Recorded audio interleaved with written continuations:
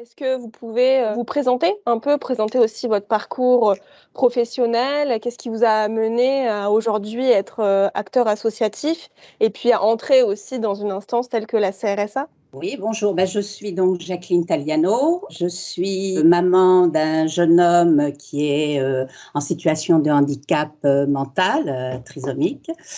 Ma carrière professionnelle, donc j'étais cadre dans une société industrielle, hein, voilà. Et depuis que mon fils est accueilli en foyer vie sur Périgueux, je suis présidente déléguée de l'API Périgueux, donc est une association gestionnaire de parents et d'amis de personnes en situation de handicap. Voilà. Et maintenant, je suis à 100% dans l'engagement associatif auprès de mon association. Ce qui m'a amené à la CRSA, c'est que le conseil départemental de la citoyenneté et de l'autonomie faisait appel à des représentants d'associations de personnes handicapées.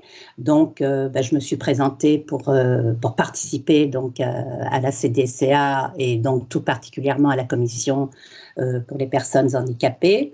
Et puis, donc, tout à fait récemment, à l'occasion du renouvellement de l'instance CRSA, il y a eu appel à candidature de la CDCA pour représenter la CDCA au niveau régional. Donc, tout naturellement, je me suis proposée. Et voilà ce qui m'a amenée à la CRSA pour laquelle on se voit aujourd'hui. Est-ce que vous pourriez me décrire un peu pour vous et puis de manière simple pour que tout le monde puisse bien comprendre ce que c'est que la CRSA finalement? Alors, la CRSA, c'est une instance dite de démocratie participative.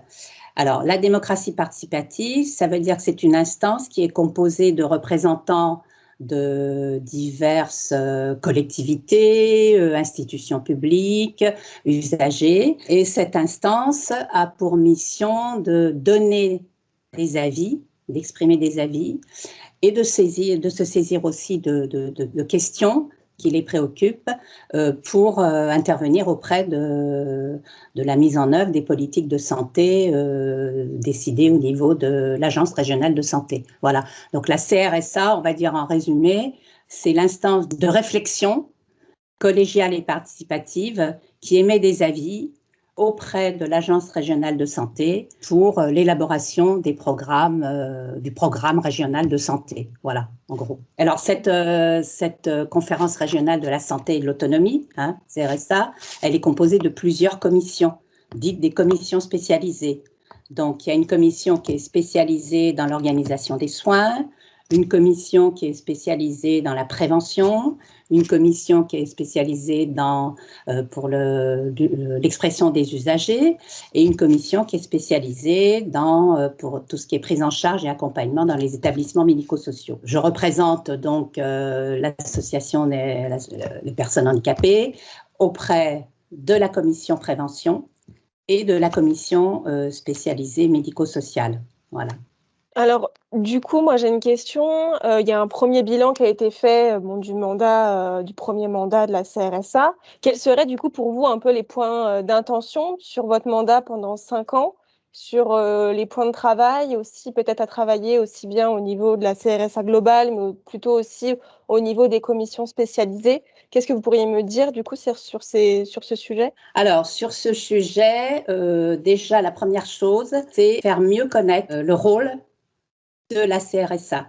Ça, pour moi, c'est le premier sujet. Alors, à la fois auprès du public, mais aussi et surtout auprès des acteurs de terrain, que ce soit les établissements médico-sociaux, que ce soit les différentes instances, faire mieux connaître le rôle de la CRSA. Ensuite, puisque c'est une instance de démocratie participative, ce qui m'a étonnée un petit peu dans le rapport, c'est qu'il me semble que les avis qui ont été donnés, qui sont des avis tout à fait pertinents et très intéressants, il me semble avoir compris que ce n'était pas suffisamment pris en compte. Donc, pour moi, c'est un point d'attention. Les points principaux, il y a un point qui est très chaud actuellement, c'est tout ce qui concerne les métiers, la revalorisation des métiers et la reconnaissance de ces métiers du médico-social.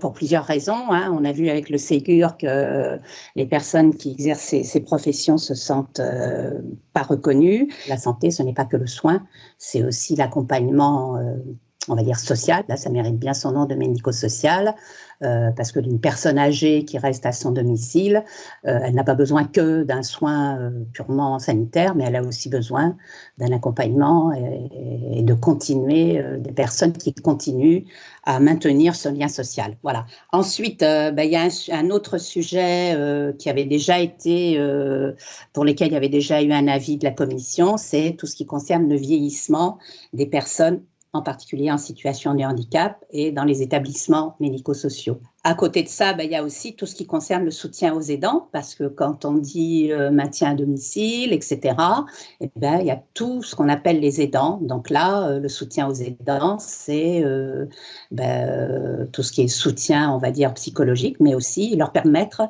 d'avoir du répit, de pouvoir souffler. Donc là aussi, pour moi, c'est un point d'attention parce qu'on est aussi dans un virage sociétal là. Alors là, plus sanitaire, mais j'en ai un peu parlé, c'est aussi tout ce qui concerne la sécurisation du maintien à domicile, puisqu'on est dans un virage ambulatoire. Voilà. Et du coup, vous, en tant que présidente de cette commission, comment vous imaginez un peu piloter ces différents sujets? Comment piloter? C'est d'abord pouvoir obtenir de la part de l'ARS un maximum de données.